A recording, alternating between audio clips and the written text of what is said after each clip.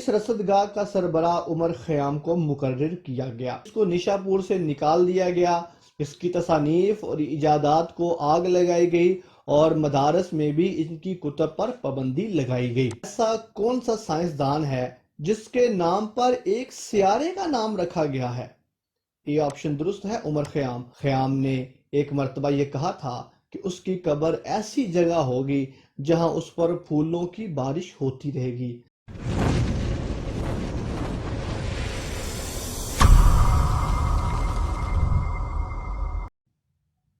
عمر خیام کہاں پیدا ہوا تھا؟ درست آپشن ہے سی، نیشاپور میں۔ عمر خیام کا پورا نام ابو الفتح عمر خیام بن ابراہیم نیشاپوری ہے۔ 18 مئی 1048 کو نیشاپور میں پیدا ہوا۔ نیشاپور ایران کے مشرق میں صوبہ خراسان میں واقع ہے۔ عمر خیام نسلاً عرب تھا۔ اس کا باپ خیمے سیتا تھا، اس لیے اسے خیام کہا جانے لگا، کیونکہ خیام کا معنی ہے خیمے سینے والا۔ یہی نام اس کی پہچان بن گیا۔ عمر خیام نے ابتدائی تعلیم نیشاپور مدرسہ میں حاصل کی۔ اعلیٰ تعلیم کی غرض سے عمر خیام نے سمرقند اور بلخ کا سفر بھی کیا۔ کون سا سائنسدان تھا جس کے نظریات کی بنا پر مسلمان اس کے خلاف ہو گئے تھے؟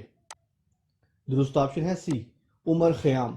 عمر خیام جیومیٹری، ریاضی، فلکیات، فزکس، تاریخ یعنی ہسٹری، طب یعنی میڈیکل، علم نجوم یعنی اسٹرانومی اور فلسفی کا ماہر تھا۔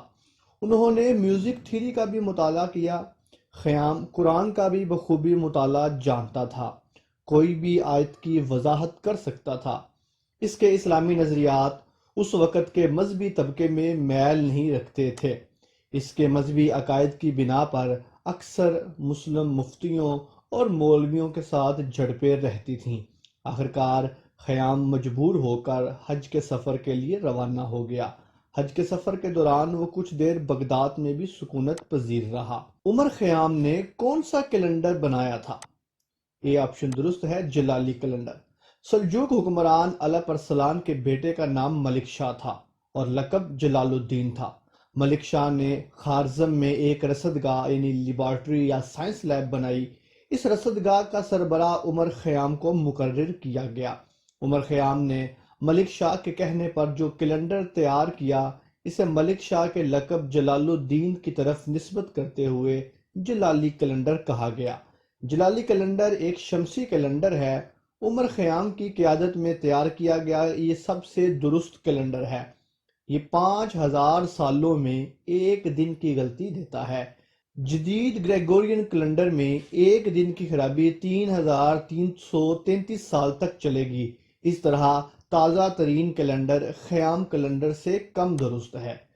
کون سا ایسا سائنسدان ہے جس کی وجہ شہرت اس کی رباعیات ہیں؟ بی آپشن درست ہے، عمر خیام۔ رباعی عربی کا لفظ ہے جس کے لغوی معنی چار چار کے ہیں۔ رباعی کی جمع رباعیات ہے۔ یہ شاعری کی ایک قسم ہے۔ اس میں 4 مصروں میں ایک مکمل مضمون ادا کیا جاتا ہے۔ مختلف علوم میں ماہر ہونے کے باوجود عمر خیام کی شہرت کا سرمایہ اس کی فارسی رباعیات ہیں۔ حالانکہ عمر خیام کے لیے شاعری ایک فارغ وقت کی مصروفیت تھی۔ آج کسی گورے ادیب کے سامنے عمر خیام اگر بحیثیت سائنسدان ذکر کیا جائے تو وہ حیران ہو کر دیکھے گا، کیونکہ یورپ میں عمر خیام بحیثیت رباعی شاعر مشہور ہے۔ پہلے روسی پروفیسر ولنتینی یوفشکی نے رباعیات عمر خیام کا ترجمہ کیا۔ پھر فرنل جیرالڈ نے عمر خیام کی بعض رباعیات کا انگریزی میں ترجمہ کیا۔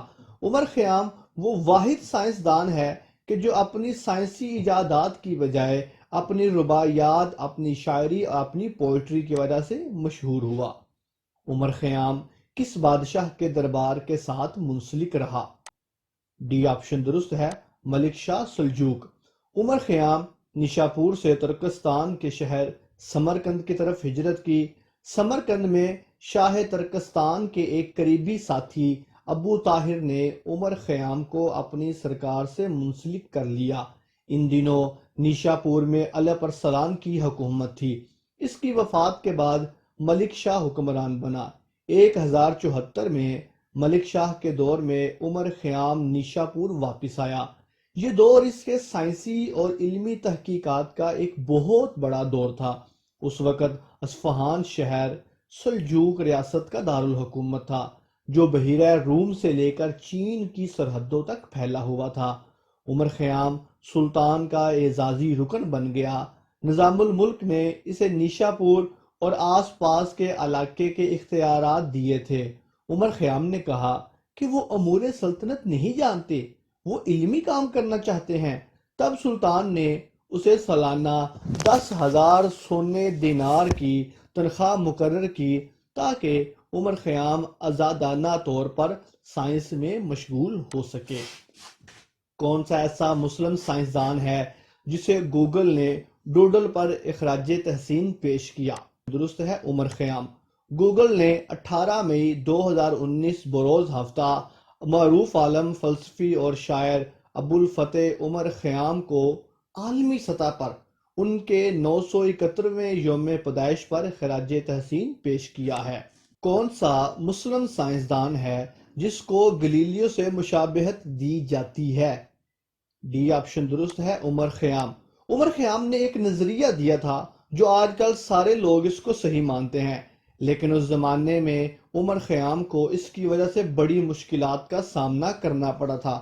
وہ نظریہ یہ تھا کہ سورج دنیا کے گرد نہیں گھومتا، بلکہ اس کے برعکس دنیا سورج کے گرد گھومتی ہے۔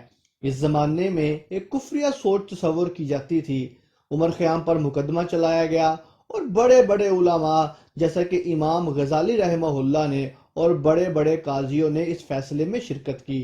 فیصلہ یہ ہوا کہ عمر خیام کو قتل نہیں کیا جائے گا، لیکن اس کی تصانیف کو جلایا جائے، اس کی تصانیف کو مدارس میں نہیں پڑھایا جائے گا اور اس کو ملک بدر کر دیا جائے گا۔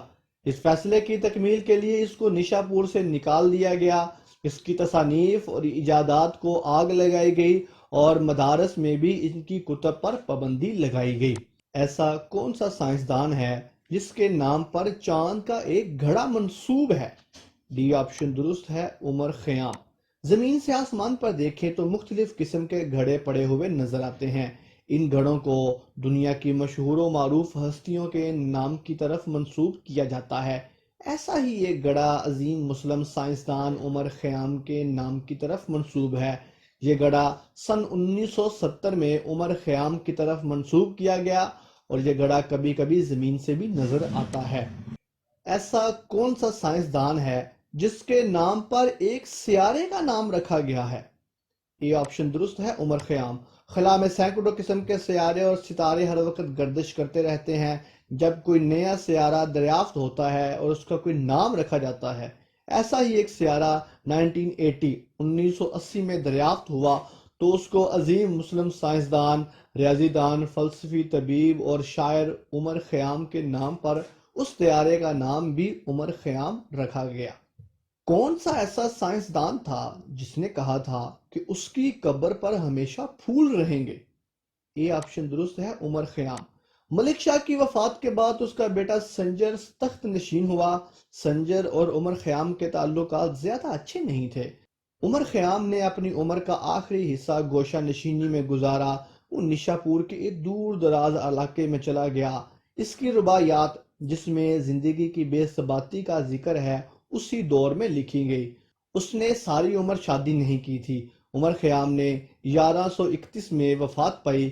نیشاپور کے ایک قبرستان گورستان چرا کہلاتا تھا، وہیں پر دفن ہوا۔ خیام نے ایک مرتبہ یہ کہا تھا کہ اس کی قبر ایسی جگہ ہوگی جہاں اس پر پھولوں کی بارش ہوتی رہے گی۔ آج اس کا مزار ایک باغ کے کنج میں واقع ہے اور وہ اکثر پھولوں سے ڈھکا رہتا ہے۔ اسی کے ساتھ ہی اسلام اور سائنس کی سیریز میں عمر خیام کا تعارف مکمل ہوتا ہے۔ آپ کی سماعتوں کا بہت بہت شکریہ۔ اللہ حافظ الناصر۔